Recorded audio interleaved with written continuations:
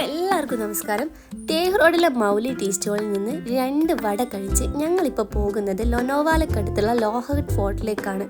പൂനെയിൽ നിന്ന് വെറും 52 കിലോമീറ്റർ മാത്രമാണ് ലോഹഗഡ് ഫോർട്ടിലേക്കുള്ളത്.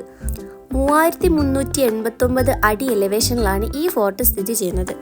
വെസ്റ്റേൺ ഗഡ്സിൻ്റെ ഒരു ഭാഗം കൂടിയാണ് ഈ ഫോർട്ട്. അതുകൊണ്ട് തന്നെ മൺസൂൺ സീസണാണ് ഈ ഫോർട്ട് വിസിറ്റ് ചെയ്യാനുള്ള ബെസ്റ്റ് ടൈം.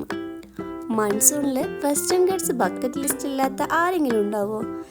ഏട്ടന് ഇവിടെ തന്നെ ആയതുകൊണ്ട് ഫ്രണ്ട്സിൻ്റെ കൂടെ ഒരു 3-4 തവണ ഇവിടെ വന്നിട്ടുണ്ട്. അതുകൊണ്ട് തന്നെ ആൾക്ക് വലിയ എക്സൈറ്റ്മെൻ്റ് ഒന്നും ഉണ്ടായിരുന്നില്ല. പക്ഷേ എനിക്ക് അങ്ങനെ അല്ലായിരുന്നു. എന്നെ സംബന്ധിച്ച് ഒരു മല കയറുന്നതിൻ്റെ എല്ലാ എക്സൈറ്റ്മെൻറ്റോടു കൂടിയാണ് ഞാനത് ഫുള്ള് കയറിയത്. ഈ ഫോർട്ടിൻ്റെ തൊട്ടടുത്ത് തന്നെയാണ് വിസാപൂർ ഫോർട്ട് ഉള്ളത്. ശരിക്കും ആദ്യം തന്നെ വിസാപൂർ ഫോർട്ടിലേക്കാണ് എൻട്രി ഉള്ളത്. അത് കഴിഞ്ഞൊരു 100 മീറ്റർ മാറിയിട്ടാണ് ലോഹഗഡ് ഫോർട്ട് ഉള്ളത്.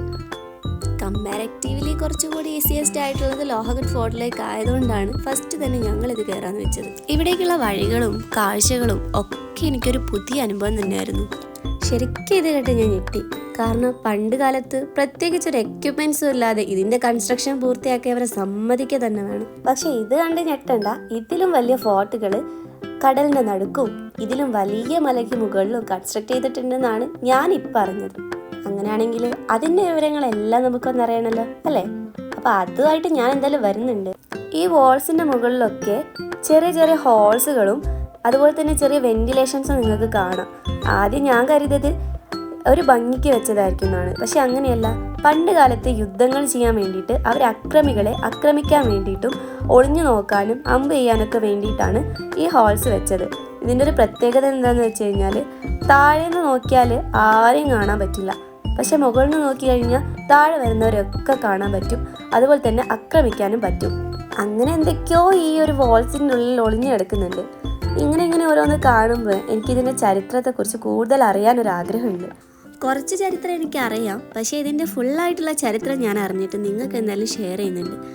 ഇനി എന്തായാലും ഞാൻ കൂടുതൽ വലിപ്പിക്കുന്നില്ല, നിങ്ങൾ എന്നെ എല്ലാം കണ്ടോളൂ.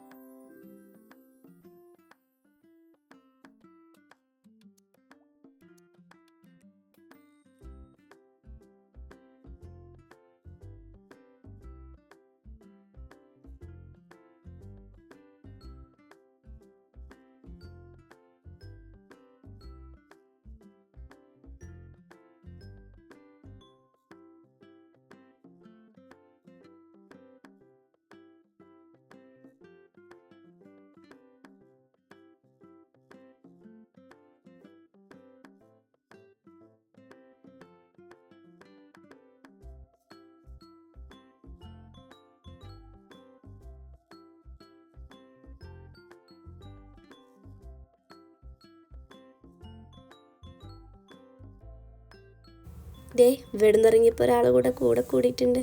അപ്പം നേരത്തെ പറഞ്ഞ പോലെ ചരിത്രമൊക്കെ അറിഞ്ഞിട്ട് ഞാൻ വീണ്ടും വരാം.